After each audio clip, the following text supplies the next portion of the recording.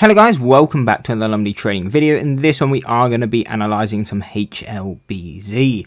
So to get straight into it, what are going to be key support and resistances going forward? So again, we tend to use the 6 month and the 1 year to get really strong levels, but considering this stock is kind of, the deviations are so wide, we will quickly cut down to a shorter term time frame. So we'll just quickly note the key levels just so you know what are going to be the highest probability levels, and that's going to be 36 and 52 cents. So again, these are going to be resistances. If I was holding it long, these would be my targets. If I was caught in this stock short, if I'm trying to catch it short, those are the levels I'm trying to do it at. But also, if I'm bag holding, where would my targets be to kind of just start cutting losses is really when it hits these deviations as well, because I know when it comes into these levels, we're likely to start selling off again.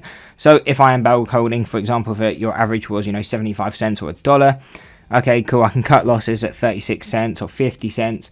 And I know, okay, from there, we're most likely going to start pulling back. It just makes sense, at least from how I trade. Well, I wouldn't really be bag holding, but if I was, that's really where I'd be looking to cut losses as well. But we will quickly cut down to a shorter term time frame just to give some levels closer to where we are now. And for this, we will use a 20-day and a 30-day chart. So on the 20-day, we have a support at 13 cents. And then going over to the 30-day chart, we also have a support at 9 cents. So again, these would be the two key supports I'd be paying attention to. Again, if it doesn't hit these within probably by the end of this week, then we'll probably readjust these levels again, because these are on shorter term time frames. These levels will adjust quicker.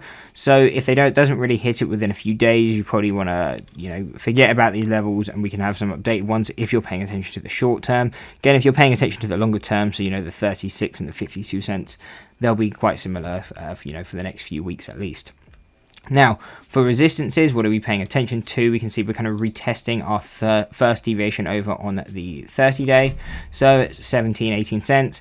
Again, just be watching this. If we come into this level, we start to sell off, then again, 13 cents is more likely. If we can break over, come back to test as a support and it holds, then we're most likely going to continue up to our next resistances, which would be around 20 to 25 cents. Now, this is statistical mean. If you've been watching this channel, from a technical standpoint, I don't like trading within this area because there is no edge, at least from how I trade. That is considered fair value on a stock. I don't want to be buying a stock at fair value if I'm looking to be trading it. As further resistances, we do have 28 cents, 33 cents, and then we come into the longer term levels of 36 cents. So that is a quick breakdown over on HLBZ. If you did enjoy the video, why not drop a like and subscribe and check out this analysis video.